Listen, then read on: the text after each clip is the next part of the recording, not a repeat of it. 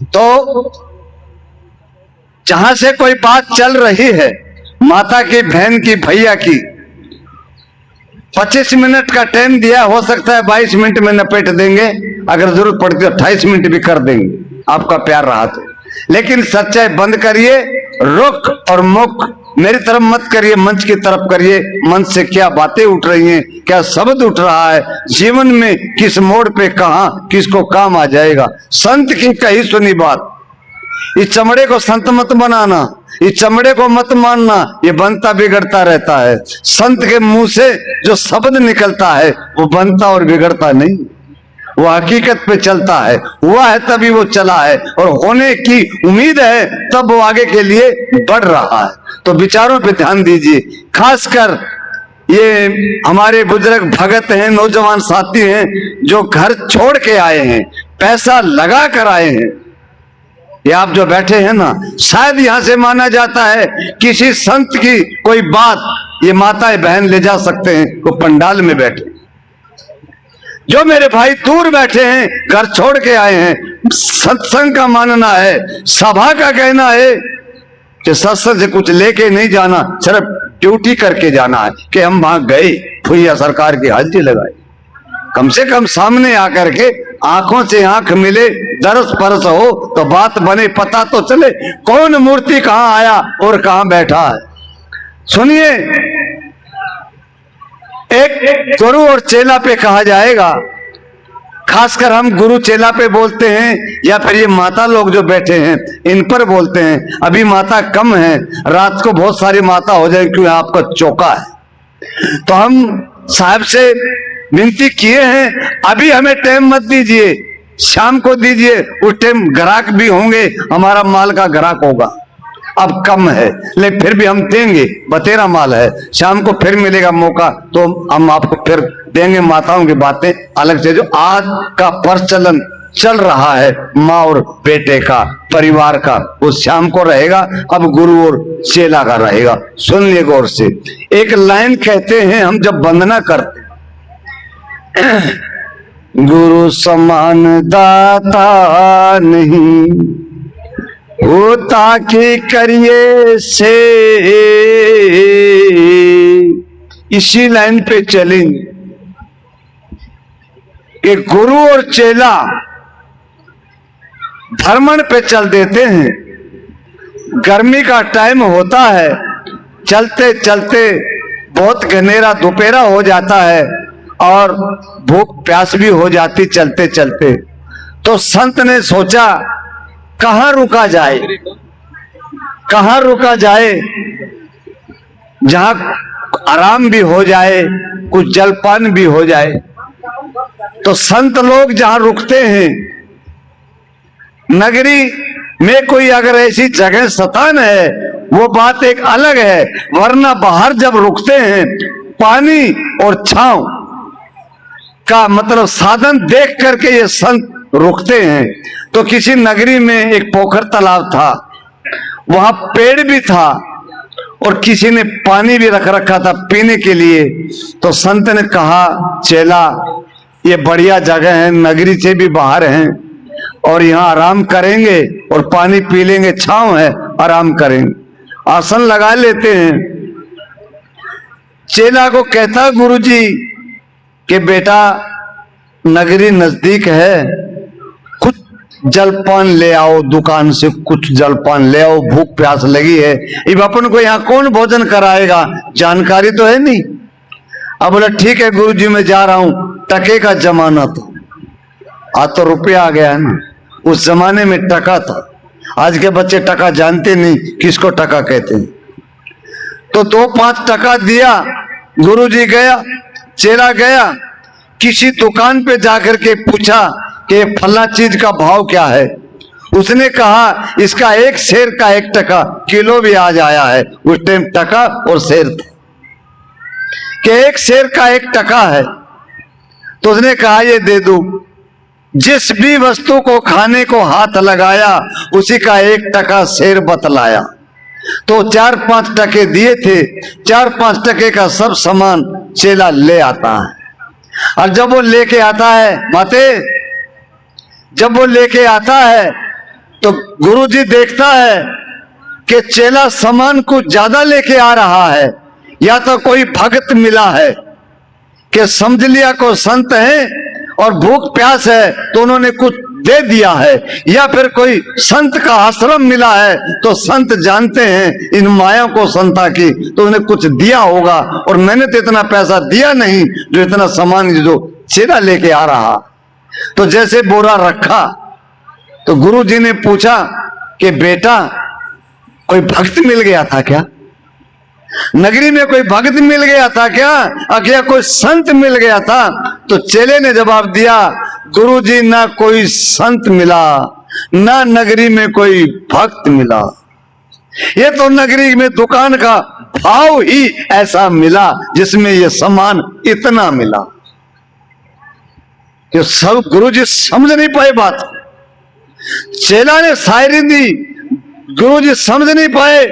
गुरुजी ने कहा बेटा मैं समझ नहीं पाया, जरा ठीक से समझा दीजिए। उसने कहा गुरुजी नगरी बहुत बढ़िया है, बहुत बढ़िया नगरी है, इस नगरी में तो रहना चाहिए, या तो एक शेर का 1 टका लगता है, कुछ भी लीजिए कुछ भी खाजिए, टका शेर खाजिए टका शेर भाजी, यह तो बहुत बढ़िया नगरी है। गुरुजी ने तुरंत आसन की तरफ हाथ लगाया और चेले को कहा बेटा ये नगरी रहने के काबिल नहीं है, ये नगरी यहां रहने के काबिल नहीं है कि बेटा नगरी जितना जल्दी छोड़ दे उतना ही लाभ है। आसन लपेट लिया गुरुजी ने, चेला ने आसन नहीं लपेटा। बोले गुरुजी मैं तो यही रहूंगा, मेरा तो मन लग गया, मैं यही रहूंगा।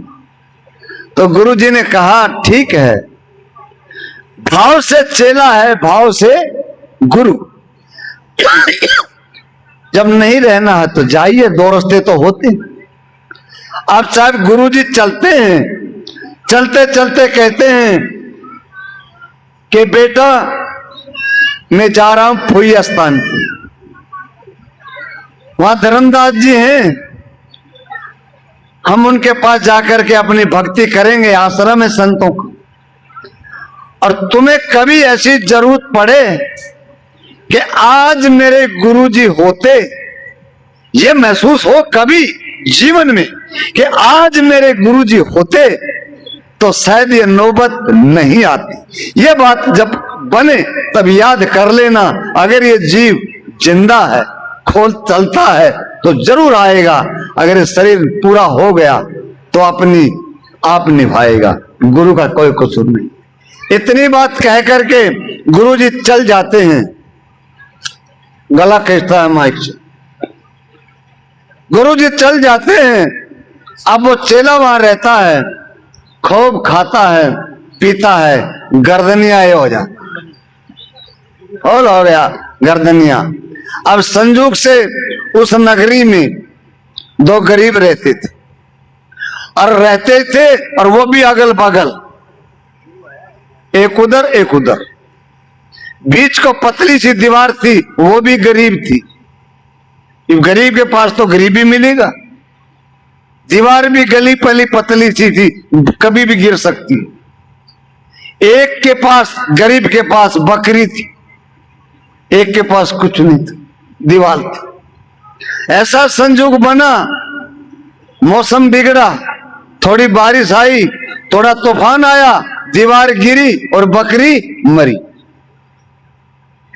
दीवार गिरी और बकरी मरी, हाहाकार मची, मामला दरबार में पहुंच गया। उस आजकल कोर्ट कचहरी है, उस टाइम क्या था, राजाओं के दरबारों, राजशाही काम था, उसमें चले गए। जाकर के मुकदमा लग गया कि साहब इसकी दीवार ने मेरी बकरी मार दी, मैं गरीब आदमी, मैं बकरी अब कहां से लाऊंगा, मेरा तो बहुत नहीं बकरी लाने का। राजा ने कहा क्यों भाई, तेरी दीवार से बकरी मरी है?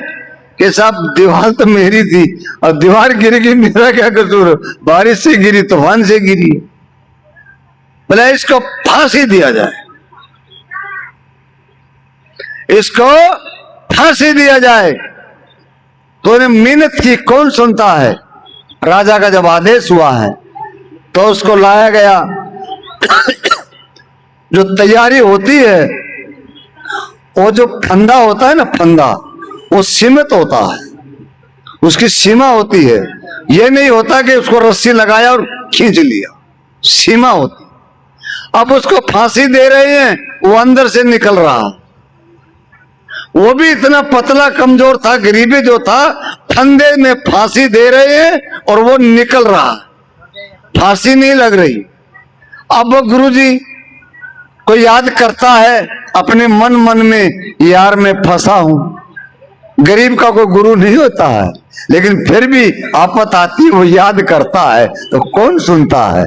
राजा के पास चले गए कि राजा साहब फांसी तो नहीं टूटता। बोले क्या बात है? बोले फंदा में आता ही नहीं है, वो फंदा लगाते उससे पहले निकल जाता है।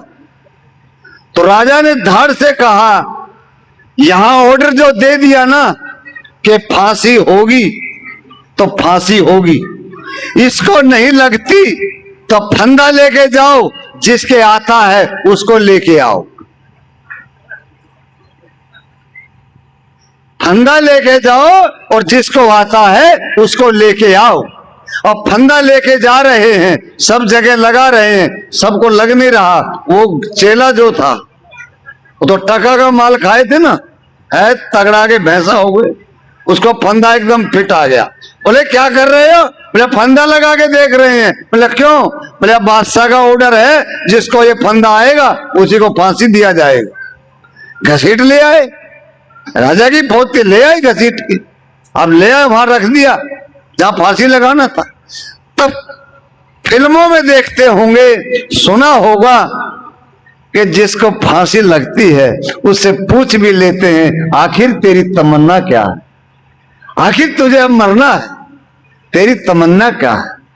तो कहता है, पूछा उससे, भाई अब तेरा टाइम हो गया है और तो तुझे मरना है, दुनिया से जाना। आखिर तेरी तमन्ना कोई हो किसी से मिलने की, अगर हमसे ड्यूटी पूरी हो जाए तो हम पूरा कर दें। तो उसने अपने गुरु को याद किया कि फला जगह फुइया में, बिहार में मेरे गुरु जी हैं, उनको बुला दिया जाए तो हमारे दर्शन हो जाएंगे गुरु चेला के, बाद में सो होगा हो। तो गुरु जी को बुलाया गया, पकड़ के ले आए पकड़ के गुरु जी को भी। अब मौका दिया, सब पब्लिक दूर हट गई, गुरु और चेला को साथ साथ में छोड़ा। अब चेला रो रहा, बिलक रहा है, जान पे पड़ी है ना, फांसी लगने वाली, फंदा दिख रहा कि गुरु जी उस दिन मैंने गलती की, उस गलती के कारण आज में गला में फंदा आ गया। किया मैंने कुछ नहीं, मैंने टका का शेर ही खाया है और मैंने किया कुछ नहीं है जो आज मैं फंसा पड़ा।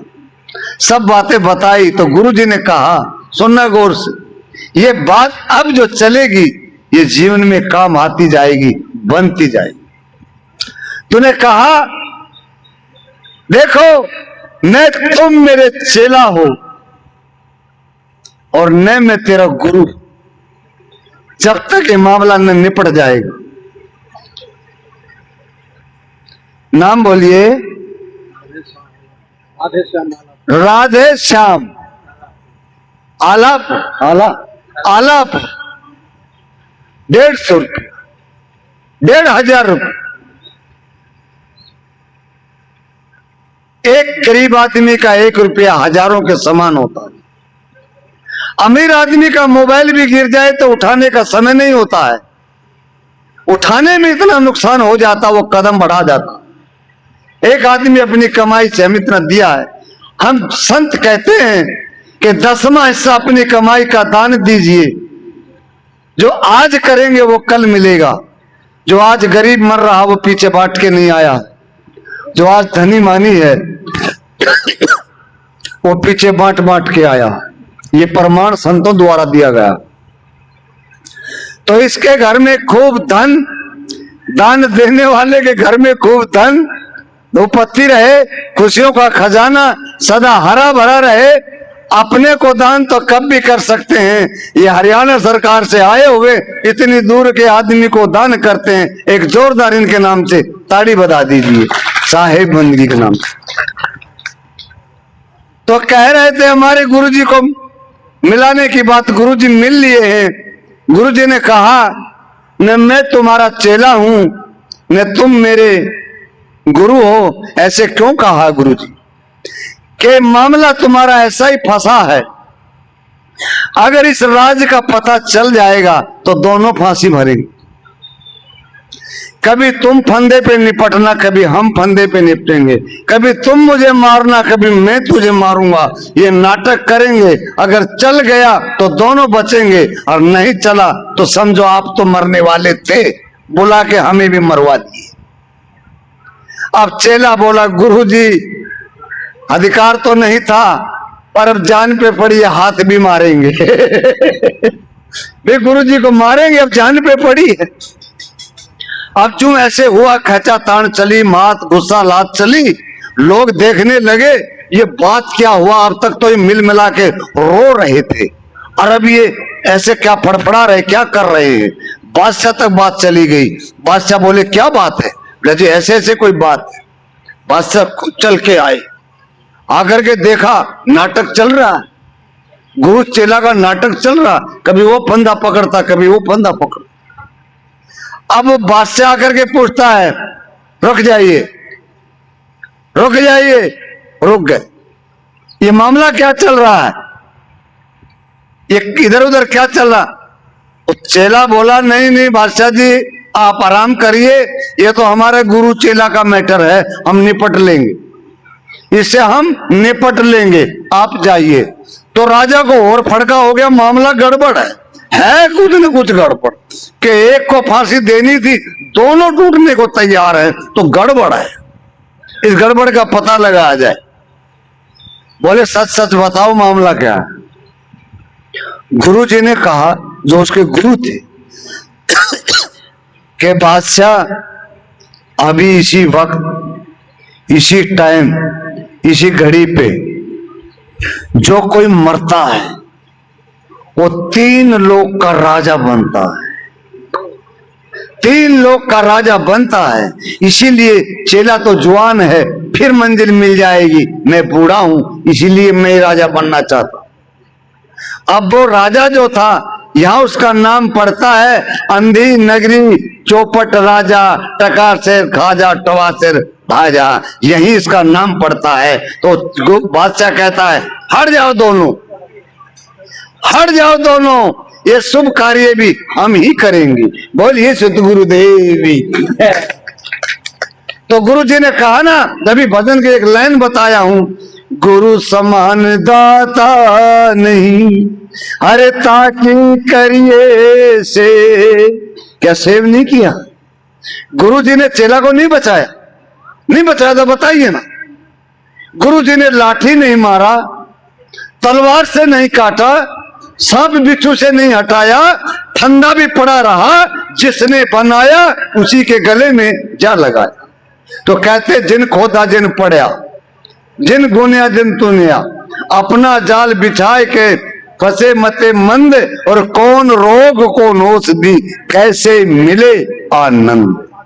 ये अपना जाल हर आदमी, माताएं बैठी, बहन बैठे, बुजुर्ग बैठे, ये अपना जाल गूंद करके बैठे। अपने जाल से आप बचेंगे। संत गुरु जी जो हैं, ये इसके आगे जब आप रखोगे बात को, उसकी युक्ति बता पाएंगे, सिर्फ युक्ति बता पाएंगे ये लोग। संत को किसी का फल्ला फाड़ नहीं सकता है।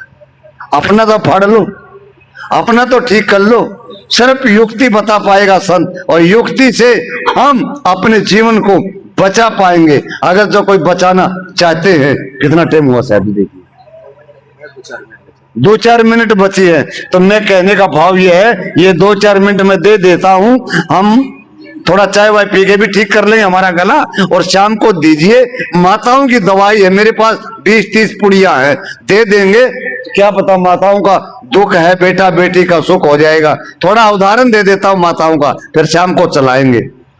जब ये माताएं बूढ़ी है ना, हाथ उठा उठा करके बताना, जब तुम बहू बन के गई थी बनी थी क्या कभी बहू? ऐसी तो नहीं रही होंगी, बहू तो बनी थी ना। जब आप बहू बन के गई थी तो आपको सास मिली थी ना, सास मिली थी ना।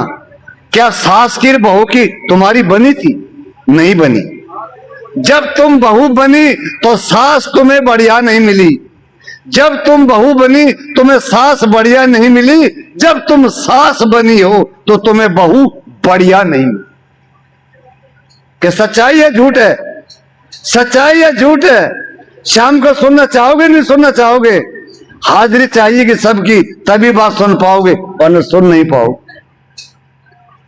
और थोड़ा और सुन लो, बेटा जब आपकी शादी हुई, जो आपके पति जो थे वो आज बूढ़े हुए लटक गए, उठे वो भी हिटपुट जवान थे। कुछ चीज अगर बाजार से ला करके खिला दिया तो क्या पाप कर दिया।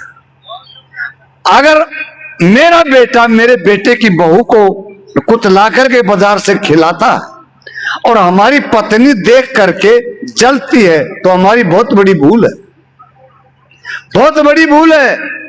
आप लोगों ने ये समझना चाहिए कि मेरा बेटा और मेरे बेटे की पत्नी जो है उनका प्रेम बहुत अच्छा, उनका प्रेम बहुत अच्छा है, प्रेम से वो खिला रहा है। कल आने वाले टाइम में वो भी आपकी जगह आएगा। अगर आज तुम इसका खंडन करोगे कि हमारा बेटा तो बहू के कब्जा में हो गया, अगर थोड़ा कुछ खिला दिया तो सास कहेगी हमारा बेटा तो कब्जा में हो गया है, और बेटा सामने आएगा तो रंडिया का गुलाम हो गया। ये हमारी माँ के बयान है, ये बयान बदल डालो।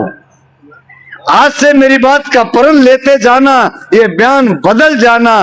बहू दाल भात रोटी घर में जो है अच्छे से देगी, अगर यही बात रही बरकरार तो मैं कहता हूं बहू किसी कीमत पर रोटी नहीं देगी। बेटा तेरा है, पति तो वो उसका है, आपका भी तो कभी कोई पति था।